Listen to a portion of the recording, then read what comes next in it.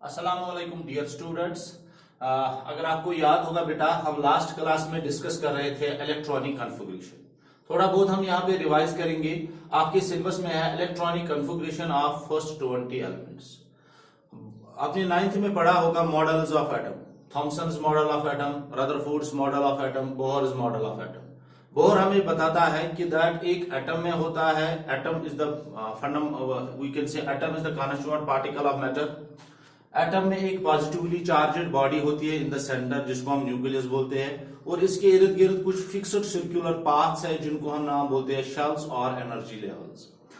इन्हीं शेल्स और energy levels में हम इलेक्ट्रॉन को कैसे डिस्ट्रीब्यूट करते हैं, पहले शेल को कितने देते हैं, दूसरे शेल को कितने देते हैं, उसको हम नाम देते हैं electronic configuration. So the distribution of electrons among different shells of an atom is called its electronic configuration.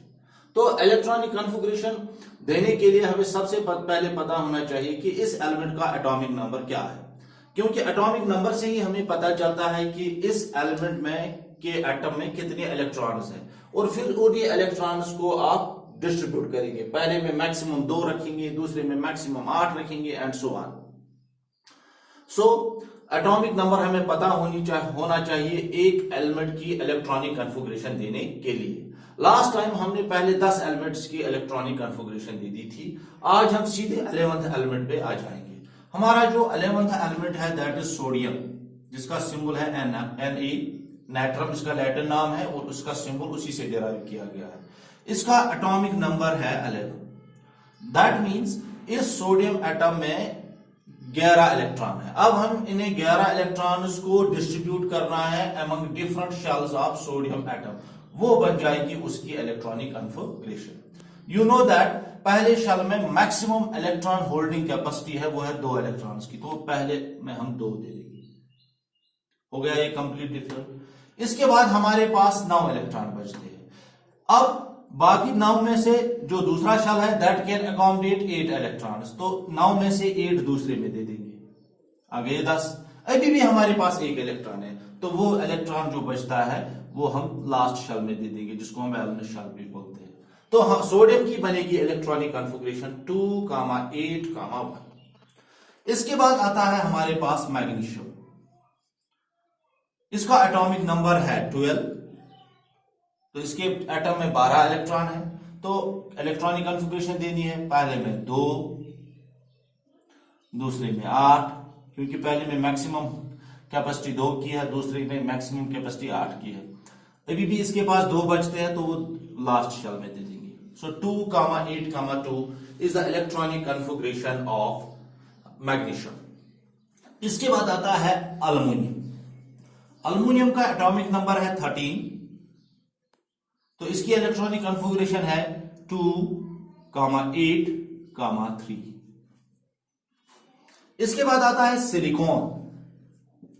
इसका एटॉमिक नंबर है 14। इसकी इलेक्ट्रॉनिक कॉन्फ़िगरेशन है 2, 8, 4। 2 और 8 हो गए 10, और 10 और 4 हो गए 14। सिलिकॉन के बाद आता है फास्फोरस। फास्फोरस का एटॉमिक नंबर है 15। कॉन्फ़िगरेशन है इसकी 2, 8 हो गए 10। इसके बाद 5 बचते हैं, तो वो तीसरे शेल में दे देंगे। 2, 8, 5 is the electronic configuration of phosphorus. Phosphorus के बाद आता है सल्फर। सल्फर का एटॉमिक नंबर है 16। इसकी इलेक्ट्रॉनिक कॉन्फ़िगरेशन है 2, 8, 6। इसके बाद आता है क्लोरीन। इसका एटॉमिक नंबर है 17। इसकी इलेक्ट्रॉनिक कॉन्फ़िगरेशन है 2, 8, 7। इसके बाद आता है आर्गन। इसका एटॉमिक नंबर है 18। इसकी इलेक्ट्रॉनिक कॉन्फ़िगरेशन है 2, 8, 8। इसके बाद है पोटेशियम। इसका एटॉमिक नंबर है 19। इसकी इलेक्ट्रॉनिक कॉन्फ़िगरेशन है 2, 8, 9 होनी चाहिए 9। क्यों? क्योंकि जो थर्ड शेल है it can hold maximum of 18 electrons. लेकिन आपने बेटा 9th में एक स्कीम पढ़ी होगी, बोरी स्कीम। वो स्कीम बोलती है कि लास्ट शेल में 8 इलेक्ट्रॉन से ज्यादा नहीं हो सकते हैं। अगरचे इसमें 8 से ज्यादा की गुंजाइश है, लेकिन हम इसमें 9वां इलेक्ट्रॉन नहीं डाल सकते हैं, क्योंकि ये स्टेबिलिटी का कंसेप्ट है, वो आप हायर क्लास में पढ़ेंगे। तो इसकी कॉन्फ़िगरेशन है यहां पे 2,8,8 हो गए, 2 और 8 हो गए 10, 10 और 8 हो गए 18, 1 बचता है, तो ये है 2,8,8,1।